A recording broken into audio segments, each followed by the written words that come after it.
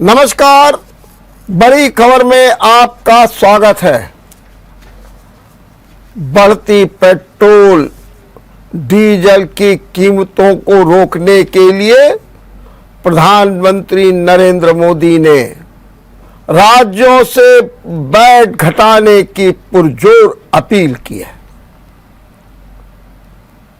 प्रधानमंत्री आज मुख्यमंत्रियों के साथ बढ़ते कोरोना पर बैठक कर रहे थे। बैठक के उपरांत प्रधानमंत्री ने युद्ध को लेकर के वैश्विक चुनौतियों की चर्चा की और कहा ये वैश्विक चुनौतियां बढ़ रही हैं। ऐसे में खास तौर से अर्थव्यवस्था को लेकर के केंद्र सरकार और राज्यों के बीच में तालमेल होना चाहिए। उन्होंने बात की फेडरल कोऑपरेशन की, संघात्मक सहकारिता की बात की और कहा यह मौका है जब अर्थव्यवस्था के मामले में केंद्र और राज्य मिलकर के काम करें, तालमेल बैठा है। उन्होंने कहा 6 महीने पहले मैंने पेट्रोल डीजल के दामों में एक्साइज की कटौती कर दी थी और राज्यों से अपेक्षा की थी कि आप भी वैट घटाएं ताकि जनता को राहत मिले। लेकिन कुछ राज्यों ने घटाया, लेकिन कुछ राज्यों ने नहीं घटाया और उन्होंने न घटाने वाले राज्यों में पश्चिम बंगाल, तमिलनाडु, तेलंगाना आदि का नाम भी लिया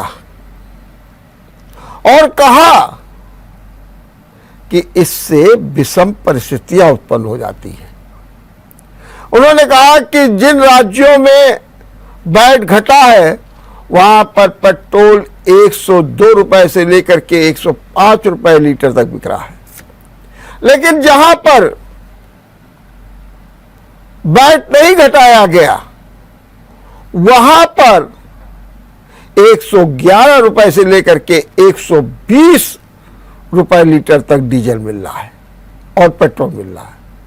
और इस तरीके से उन्होंने बताया कि राजस्थान में 118 रुपए लीटर पेट्रोल और 120 रुपए लीटर पेट्रोल महाराष्ट्र में मिल रहा है। और उन्होंने ये भी कहा कि जब राज्य घटा देते हैं तो उसका प्रभाव पड़ोसी राज्य पर भी पड़ता है। उदाहरण देकर के बताया कि कर्नाटक ने वैट घटा दिया तो उसे 5,000 करोड़ का नुकसान उठाना पड़ा। गुजरात ने वैट घटा दिया, 3,500 करोड़ का नुकसान उठाना पड़ा। और उन्होंने भी कहा कि जब पड़ोसी राज्य में दाम घट जाते हैं तो लोग वहां से पेट्रोल लेते हैं तो नुकसान बढ़ जाता है। जरूरत इस बात की है कि सभी राज्य वैट घटाएं। ये राष्ट्र हित में है, राज्य हित में है, आम जन के हित में है। प्रधानमंत्री ने कई बार जोरदारी के साथ अर्थव्यवस्था में केंद्र और राज्यों के तालमेल की अपील की। प्रधानमंत्री ने कहा कि कुछ माह से कोरोना में बढ़ोतरी दिख रही है। उन्होंने भी कहा कोरोना से हमने लड़ाई लड़ी है और अब जो है हमने बच्चों के भी टीकाकरण की बात कर दी है। हम इसे प्राथमिकता देंगे, लेकिन स्कूलों में भी टीकाकरण का अभियान चलाया जाए। टीचर, अभिभावक सभी जागरूक हो जाएं, क्योंकि जो ये वैक्सीन है यही सबसे बड़ी कवच है। प्रधानमंत्री ने कहा कि ऐसे दौर में हमें इंफ्रास्ट्रक्चर जैसे बेड, ऑक्सीजन, वेंटिलेटर आज की भी सुविधाओं को मुहैया कराना है, बल्कि ये देखना है कि वो चालू हालत में है कि नहीं है। प्रधानमंत्री ने बढ़ती गर्मी पर भी चिंता जताई। उन्होंने कहा कि तेजी के साथ गर्मी बढ़ रही, रिकॉर्ड तोड़ रही है, और मालूम है कि ऐसे अहम दौर में आगजनी की घटनाएं होती हैं। किस तरीके से अस्पतालों में आगजनी की घटनाएं हुई, प्रधानमंत्री ने कहा। तो इसलिए उन्होंने सभी अस्पतालों से अपेक्षा की है कि जो सुरक्षा व्यवस्था को चेक कर लें, उस मापदंड को आगे बढ़ा लें और तेजी के साथ इस चुनौती का भी सामना करें। आइए हम सुनाते हैं कि प्रधानमंत्री ने क्या कहा। कि जो युद्ध की परिस्थिति पैदा हुई है और जिस प्रकार से सप्लाई चेन प्रभावित हुई है, और ऐसे माहौल में दिनों दिन चुनौतियां बढ़ती जा रही हैं। ये संकट, वैश्विक संकट, अनेक चुनौतियां लेकर के आ रहा है। ऐसे संकट के समय में केंद्र और राज्यों के बीच तालमेल को, कोऑपरेटिव फेडरलिज्म की भावना को और बढ़ाना अनिवार्य हो गया है। अब मैं एक छोटा सा उदाहरण देता हूं। जैसे पेट्रोल डीजल की कीमतों का एक विषय हम सबके सामने है। देशवासियों पर पेट्रोल डीजल की बढ़ती कीमत का बोझ कम करने के लिए केंद्र सरकार ने एक्साइज ड्यूटी में कमी की थी। आपने सुना प्रधानमंत्री ने किस तरीके की अपील की, जनता से अपेक्षा की। अब जरूरत इस बात की है कि हर वर्ग जागरूक हो, खास तौर से कोरोना के प्रति। प्रधानमंत्री ने साफ शब्दों में कहा, अलर्ट रहने की जरूरत है।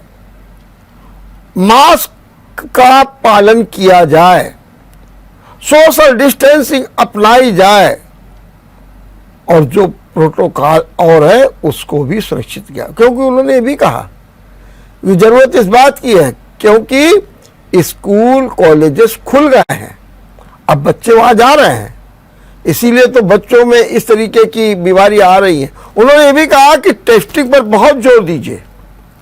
जितने भी इन्फ्लुएंजा के आपको मरीज दिखाई देते हैं, सबका 100% टेस्ट कराइए, RT-PCR।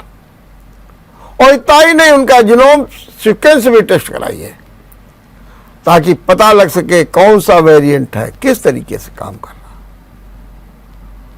आज एक और खबर हुई है, चर्चा में है। ताजमहल में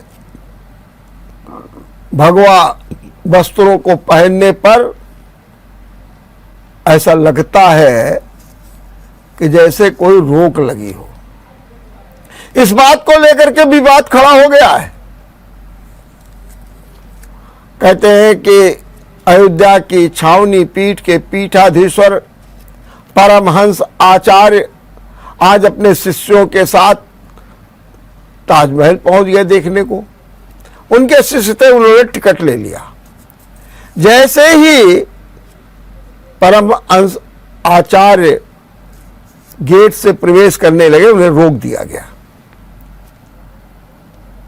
अब रोकने को लेकर के विवाद हो गया।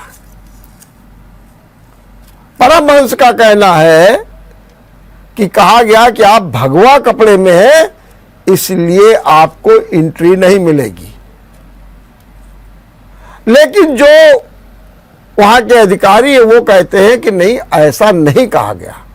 कहा यह गया कि ये जो ताजमहल है वो हाईटेक जोन में है सिक्योरिटी की, इसलिए आपके पास जो ये दंड है इसको कृपया करके बाहर रख दीजिए। और कहीं और रखना चाहते हैं तो आप रख दीजिए, लेकिन आप इस दंड को लेकर के नहीं जा सकते। इसी बात को लेकर के विवाद हो गया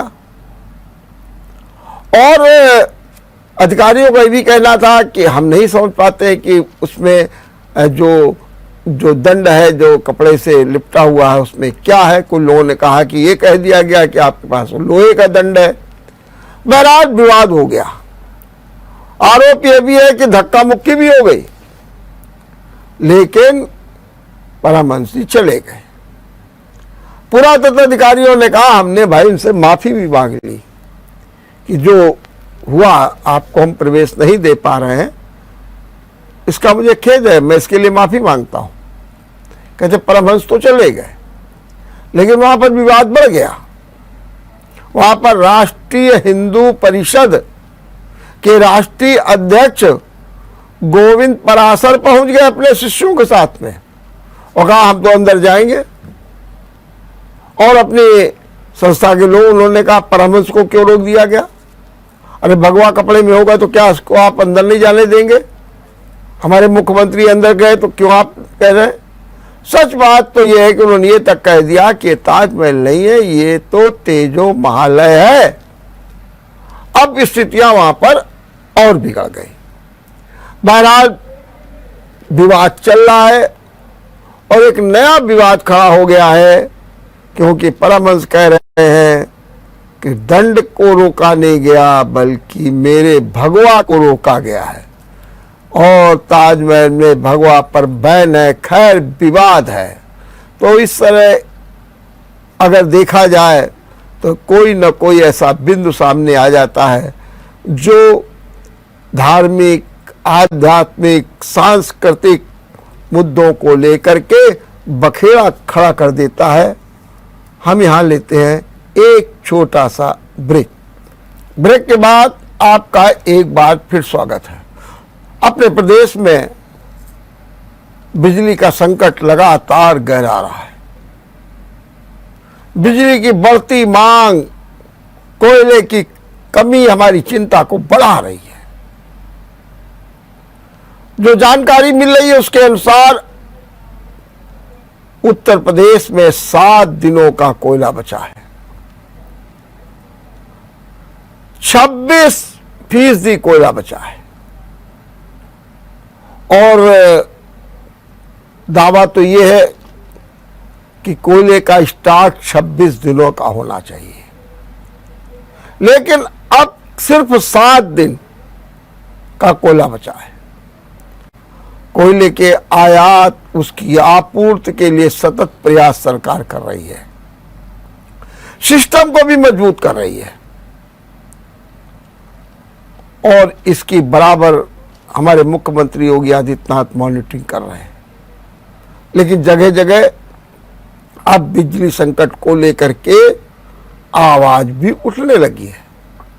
आज ही हमारे बिठूर के विधायक अभिजीत सिंह सांगा बिजली संकट को लेकर के अपने क्षेत्र के लोगों के साथ बिजली घर पहुंच गए और वहां पर उन्होंने अधिकारियों से बातचीत की। गुस्से में भी थे, स्वाभाविक है, जब क्षेत्र के लोगों को बिजली नहीं मिलेगी तो क्या होगा। तो उनकी थोड़ी सी नोकझोंक भी हो गई, लेकिन ये लगातार ये प्रयास किए जा रहे हैं कि बिजली संकट दूर होना चाहिए। हमारे मुख्यमंत्री योगी आदित्यनाथ ने यह भी कह दिया है कि अगर किसी का बिजली का बिल नहीं जमा होता है तो इसका मतलब नहीं है कि आप तुरंत बिजली काट दें। ऐसे तमाम निर्देश दिए हैं उन्होंने ताकि जनता को राहत मिले, लेकिन राहत कब तक मिलेगी ये देखना है, क्योंकि कोयले का संकट लगातार बढ़ रहा है और अब आयात की बात भी शुरू हो गई है। आज हम एक और राजनीतिक खबर की चर्चा करेंगे। खबर है कांग्रेस की। क्या कारण है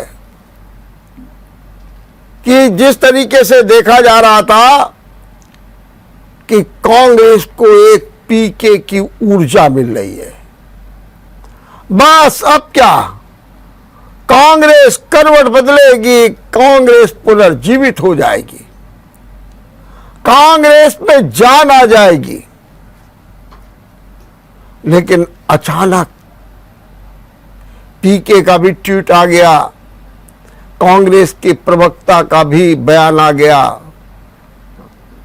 नहीं पटी और पीके कांग्रेस में जो शामिल होने की बात हो रही थी वो नहीं हुई। अब चूंकि पीके के स्वभाव से सभी लोग परिचित भी हैं, आखिर वो कौन सा कारण था जिससे पीके किनारा करने के लिए मजबूर हो गए कांग्रेस से? बड़ा कारण यह था, बड़ा कारण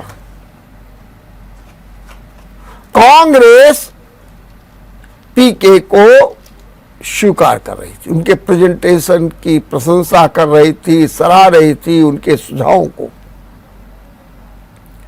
लेकिन कांग्रेस ने यह तय किया कि पीके पार्टी में रहेंगे।